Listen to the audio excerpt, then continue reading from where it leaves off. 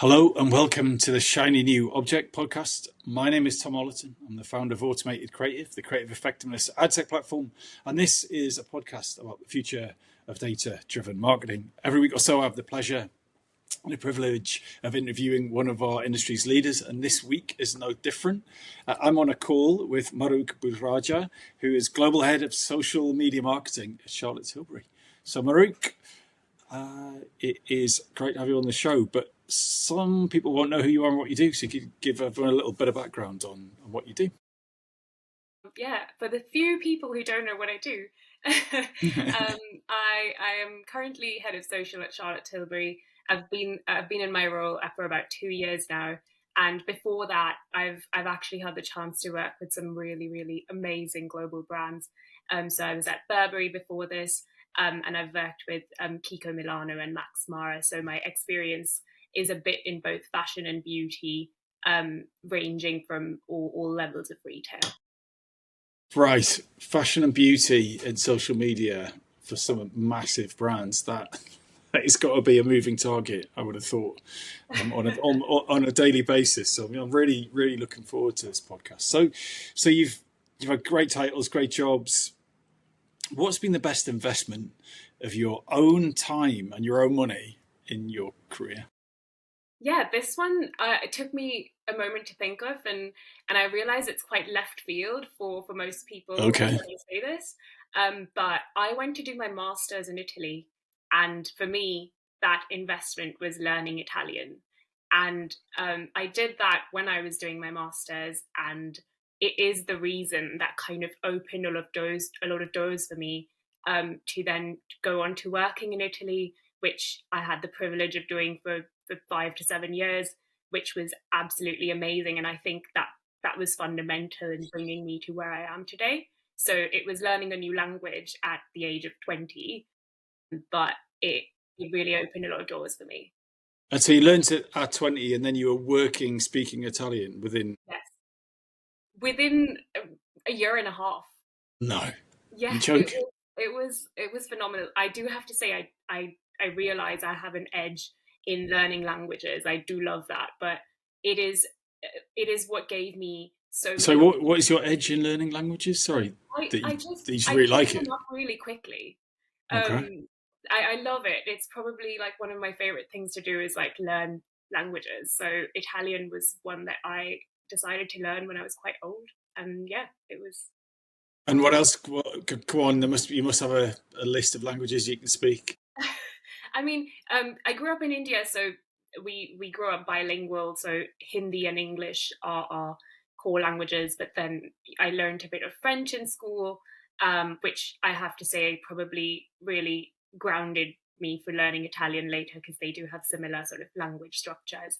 And then I picked up a little bit of Spanish while I was living in Italy, but they just come to me, I'd say, easier than a lot of people I've seen. Right, you lucky thing. I'm not one of those people.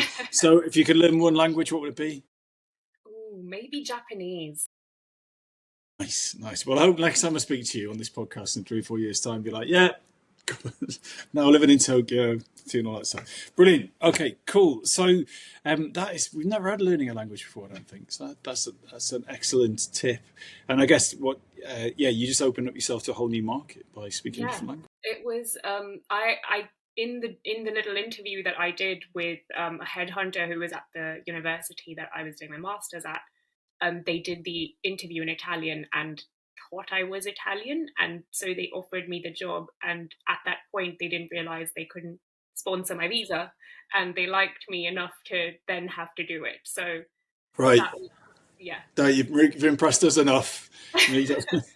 Wow, gosh. So, all right, that's a great life career tips. But what about specifically data-driven marketing? What advice would you give, or do you give, to colleagues and friends to become better data-driven marketers?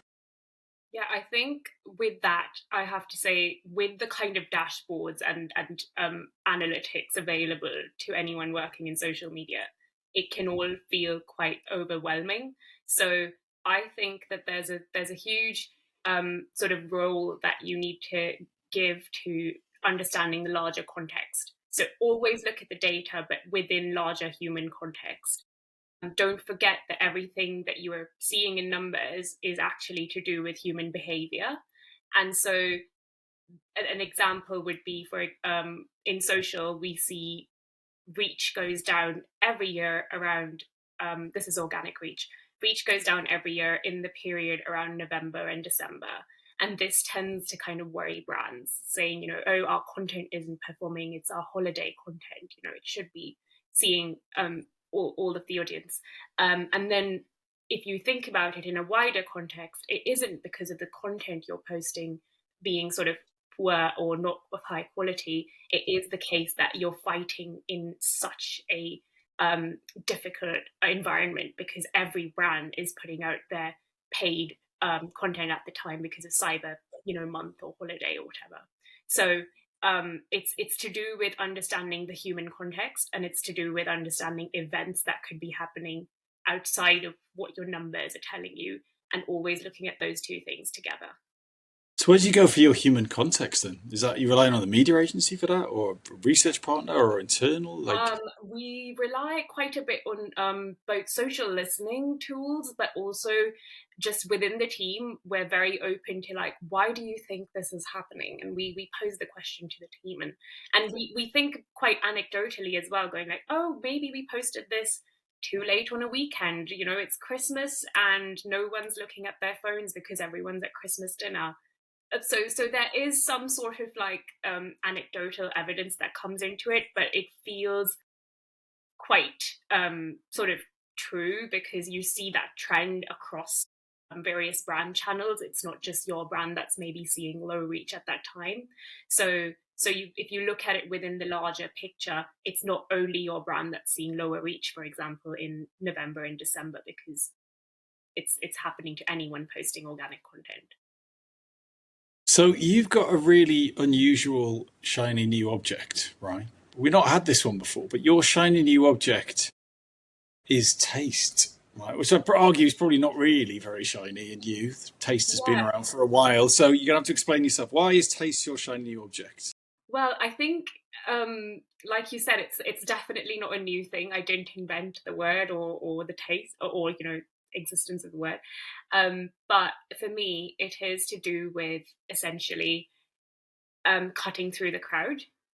We're reaching a point where most brands now have, including small businesses, now have AI tools to be able to create content.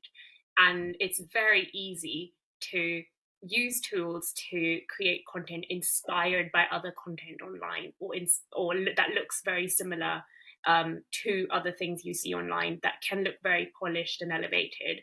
But I think what really differentiates a brand then or content then is taste and the uniqueness of it. And so for me, it is how do you maintain that in sort of a world where it's really easy to look very, very elevated and polished without having to, necessarily use the resources that were only available to, brands with a lot of budget. Right. So to play that back to you, in a world of AI where you can just crank out something that looks like the real thing, you think there's an opportunity for the real thing to actually do something that has art and craft. Yeah, absolutely. But I don't want to negate the, I am all for using the AI tools. I do think they simplify life a lot for even for content creation. It's more, how do you use it to create content that still looks and feels original and not copied? So, for example, we have explored shooting stills of content and then animating it with AI, because video is usually quite complex to create and shoot. So it is about using it intelligently, but then maintaining a sense of authenticity and uniqueness, because that will be the differentiator. So you're seeing it as you still do the human bit, you still do the creation, you still do a shoot, product shoot, and then you go, right, just make this work in, make this a 2-second video or 4-second video for the PDP or something like that. Okay, yeah. So why have you arrived at that opinion? I think it's what I see as cutting through, and I even see like the data, if I had to bring it in, does back that. So when you do something that feels truly creative and original and different, it is what performs on social, and that's where we see engagement. That's where the community comes in and responds. Whereas if you do create something that is maybe already all over their feeds, is flooding everyone's feed already, it just doesn't resonate, or people just treat it as the seventh version of a post they've already seen. So definitely it is now something you can back by data. But yeah, I just arrived. Right. So looking at your own data, your own content, when it's algorithmic, it's aping something that's already there. But when you take the time to make an idea that's original, it works, and I think that's going to be very reassuring to a lot of people in the industry. Yeah, because I think someone said to me, I think it was on this podcast, they said the way you need to think about AI is if whatever the bot produced was slow and expensive, would you be happy with it? Yeah, exactly. Design a summer look for whatever, blah, blah, blah, and bing, oh well, that was quick. All right, if that cost you 25 grand and took a month, would you be writing back to the supplier going, oh, that's amazing? And unless you are, then it's not good enough, right? And I think that's yeah. And I think we are at a point where at least where I work, we are testing AI, but it takes a while to to reach a point where you can call your output good enough to put online. We are, there's a lot of testing and learning involved. So it is something that, doesn't happen overnight. It's not quick, but I think it is so essential in making things efficient for the future. And so how are you hiring for taste? Right. So that's you've come on a podcast and you talked the 100 things you could have talked about, but you've chosen taste as being like the one thing that's going to make data-driven marketing work, right? That's a powerful choice. So you must be looking for that in other people. Yeah. Am I making the assumption that if someone shows up and goes, well, I don't know anything about cosmetics, but it's all right, I've got this chatbot and blah, blah, blah, blah. Like would you say no to that person over, well, this person's works in the category, they've they clearly interested in this topic and they've evidenced that in other channels and stuff? Or I guess the answer would be you do a bit of both. But I'm curious to know, if taste is so important, how do you spot that in people? Yeah, I think you look for creativity and you look for experience that people have had. So how when you pose them a problem, are they thinking outside the box to solve it, or are the solutions like very common coming from them? But also just I do think that having worked with certain brands, there is a sort of way of working that comes into your sort of daily, and the way you approach questions. At Burberry, for example, we would use sort of inspiration moments not only from the fashion world but anything cultural as well. So it could be in the music industry, it could be coming in from hair and barbers and artists and stuff like that, and all of that would come to then go like, how can I use that later in an upcoming project? So it's about looking beyond sort of your conventional competitors as well, and just kind of taking that in and being quite a sponge, I think. So experience and creativity. And so how do you think the whole AI thing's going to play out? So as you say, you're doing experiments. We're working with clients using generative AI to produce an increasingly large amount of their work. And the way that we're looking at it, I'd love to know your perspective on this, but what we always say is, don't just use it to save time and money. Use it to do the thing that you couldn't do before. So if you're launching a product and you're going to do a bunch of ads, like, don't just make the same one ad that you were going to make before in a tenth of the time and high five the CFO because you've saved some money. Think, right, okay, I literally have the power to generate anything. So if I could create anything, I could test everything. So that's the way that we're using it. So you test a really broad range of different formats and styles and content and copy and looks and feels and all the rest of it in the ads. And then you get the data back on what works. So then you're building every campaign on the intelligence of the last. Whereas the other brand over there has gone, we did our one ad and we saved, 15 grand or something like that. So that's how we're doing it. Like, how can we make sure that brands are putting the very best bit of creative behind every media dollar that they have? Yeah, I think that's a really good way of looking at it. I think in the long run, people are going to use it for both. I think at the moment the focus is in average businesses is very much just on making it efficient. So how can we save time and resource? But I think that the ideal way of using AI in the future is very much how do we remain efficient, but also how do we achieve something that we wouldn't be able to with the resource that we currently have, and that sort of is the potential that they have, and that's where they can really bring in the creativity and authenticity. And it doesn't, like, you could focus on doing something extremely surreal with your content that would take maybe CGI and the kind of creators that you cannot afford right now at all or any day. So yeah. And are you get aware it's probably not your end of the business, but are you getting any, I want to say heat, but I mean influence from the team that are responsible for generative engine optimization? We had Tom Telford on the podcast, and he was talking about how the way to do GEO or LLM search or AI search really well is to have a really cohesive, broad strategy where every time you show up in the world, it's good. So therefore, that's something that an LLM can scrape. It's not about it's not about gaming that actual algorithm. It's about just showing up in the right way in the world across PR and press and social. So I'm just curious to know: are you feeling that pressure to think, right? Well, okay, yes, we've got to do a great job in social, but actually, it's got to be done in a way that shows up in that kind of search. Yeah, we have had a few of those conversations. Interestingly, Charlotte Tilbury was one of the most recommended brands on an AI.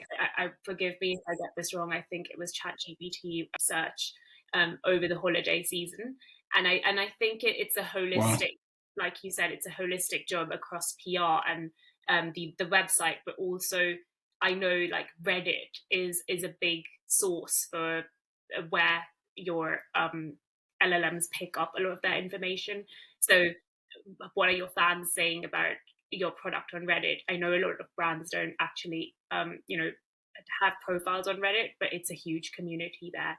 So what is being said about your product there?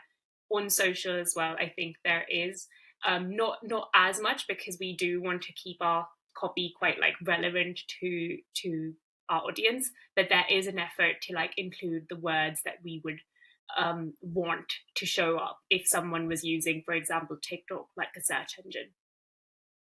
Yeah, that's such a result over the holidays. Number one, there was some high fives going around there. And right, okay, because I've heard Reddit described, ChatGPT described a wrapper for Reddit or a search engine for Reddit, which is cool. And it's interesting to see the way that like X or Twitter was so important 10 years ago. It was huge, and now it's nowhere. And all of that money probably has gone over to Reddit, and with the LLMs, making that a very understandable source of data for brands. Because I think beforehand it was a bit terrifying. You're like Reddit, years and years of text, which is what the LLMs need. So, last question. So, one of the parts of AI that's really interesting me at the minute is how limited text is, right? So as you say, there's years and years of conversation about text, but actually, text isn't always great at carrying certain types of meaning, right? Where, for example, video is, right? So I think the example I keep on using, I read somewhere, is like if you can have lots of text to say, if you knock a glass off a table, it will smash and it will kind of go everywhere, right? That's true. But if you watch 10,000 videos of a glass falling off a table, and an AI would have a far more nuanced understanding of that. But yet all these algorithms are mostly trained on text. So I wonder where are those kind of natural nuances, and I wonder if your industry would actually, like how like it's such a visual industry that really how accurate can text be in some senses versus a video, a tutorial, or a demonstration, or those kind of things. So curious to know if you've seen any indication of that shortcoming of AI happen. I think so. Like maybe from a slightly different angle. That is a challenge that comes up so much when you're prompting creatively, right? So when you want to create a video on Nano Banana or whatever, you realize the limitations and how specific your prompt needs to be, because the AI obviously doesn't know from its visual library what might happen to a product if it goes from point A to point B or transforms in a certain way. So that limitation might have come up in that way, where you really have to take your time in making your prompts as detailed as possible at the moment, so that the text to video generation is more accurate. And that's probably in the most relevant to that. Well, I think it just shows that like we're all working out, and I'm quite confident and enjoy saying, look, there's so much just I don't understand. Like it's there's so many different ways to cut it and to do it, and it's interesting to hear that you guys are kind of winning in AI search already, but also clearly experimenting with AI. But at the core of it, you are not going to give up on taste, and that's your shiny new object. It's like the human joyous love of the craft and the detail is the thing that will matter in data-driven marketing. What a beautiful point. So thank you so much for coming on the podcast. If someone wants to get in touch with you, where can they do that? And what makes a message that you'll actually respond to? I'm happy to connect on LinkedIn. So my LinkedIn is just my name. But I'd say if you want a response from me, keep it short and make sure you've got a good opening hook. I work in social, so the hook is what matters. Oh, brilliant. I love it. Marukh, thank you so much for your time. Thank you.